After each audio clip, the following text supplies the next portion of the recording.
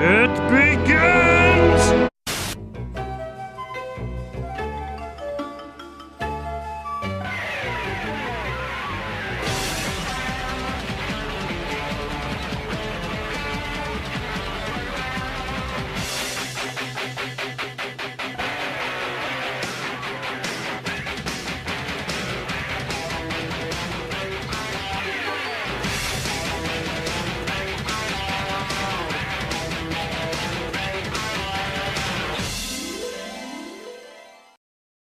Since both characters had a movie come out this year that helped revitalize their film franchises, I figured now is the perfect time to do a review on their first sort of maybe team up. As a kid, this was my favorite all-time story. This was the first time in comics that I saw both characters team up, so yeah, I was jazzed. For years, I would reread this comic to the point where the comic book eventually just disintegrated in my hands. I remember after reading it, I felt it was a great emotional story that would affect both characters for years to come. Well, it would for one character anyway. The story opens with Wolverine in costume trying to get him and his friend Charlie out of Cold War Germany. After a conflict, Charlie goes missing. Back to modern day, a sniper is taking several people out. First, a couple of shop owners. Later, the sniper is firing shots downtown. Peter gets depressed because he couldn't do anything and decides to go on a vacation to clear his head. That gets put on hold because J. Jonah Jameson has a new job for him. He sends Peter and Ned Leeds to Germany to track down the Cold War criminal Charlemagne, who is knocking off former KGB agents. Logan is in Germany too, searching for Charlie, but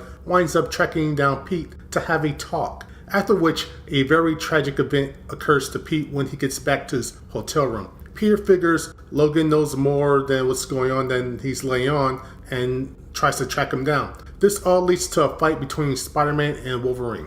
One of the things I really liked about the story was the pace, and the characterization of both characters was pretty spot on. The art by Mark Bright and Al Williamson and Petra Scottis was good as well. The art felt like a good transition between the 1980s to the 1990s type of art style. The uses of shadows was also well used in the story. They played into the whole Cold War type feel of the story.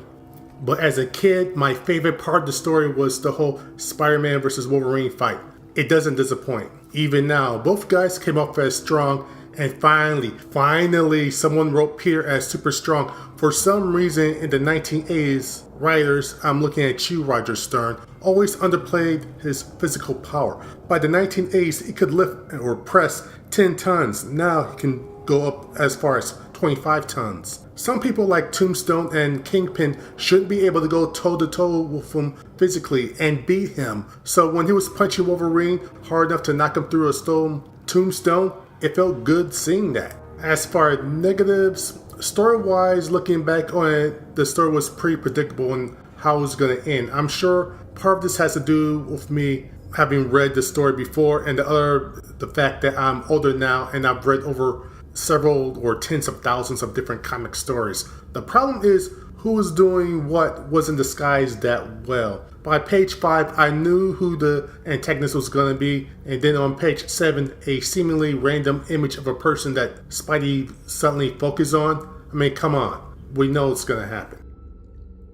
Also, when does this story take place? There seems to be several continuity errors or heck, plot holes. An example would be Spidey wearing his black outfit and not saying anything about the whole symbiote thing. Or the fact that shouldn't he and Mary Jane be married by now? If that's the case, then shouldn't he be back to wearing his red and blue suit? I'm not going to ding this story with that because I'm not exactly sure when this story took place. Alright, this next thing might be a bit nitpicking, but at the end of the fight, Spidey has his hands around Wolverine's neck and Wolverine has his fist under Spidey's jaw. Logan says the only way to beat him is to squeeze his neck and kill him, and he knows that Peter doesn't have that in him. Of course, Peter being who he is, he doesn't do that, but the writer is using a bit of flawed thinking for Wolverine.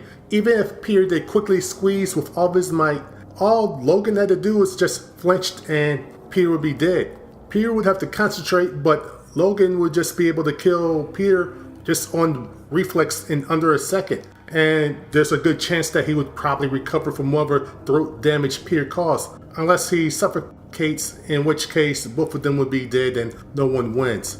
It just seems that the writer James C. Osley didn't think this through. My main issue with the story is, while this is called Spider-Man vs. Wolverine, it's mostly a Wolverine story. This reminds me of the Doctor Strange, Doctor Doom, Triumph and Torment story, where one character takes the backseat to the other character. While Pete does more in the story than Doctor Strange did, it just seems he's never on the ball. He comes off as a novice throughout the entire story. I understand that he is in a circumstance that he's never been in before, but come on. This comic came out during Marvel's 25th anniversary. For the previous 25 years, Peter had to deal with a lot of stuff. Multiple people dying like Uncle Ben, Gwen Stacy, Captain Stacy, Norman Osborn for a while.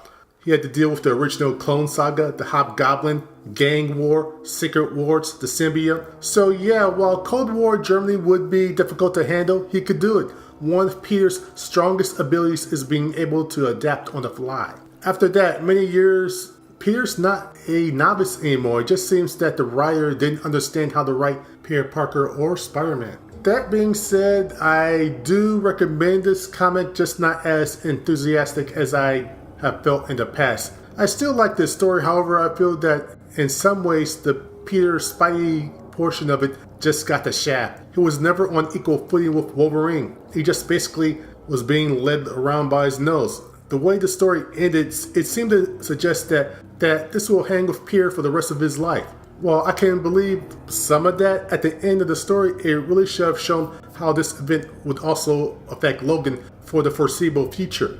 The story did show that he cared for Charlie, but there needed to be more. The weird thing is, this story had more impact in the Spider-Man titles than in the Wolverine one. I don't think Logan ever referred to Charlie or this story in any of his comics. However, this story played a part for years in the Hobgoblin storyline in the Spider-Man comics. While the ending to that saga was underwhelming to say the least, it was an engaging mystery for the most part. If you like this video, then please comment below, subscribe. I'm trying to get over 1,000 subscribers by early next year. Share, and until next time, have a good day.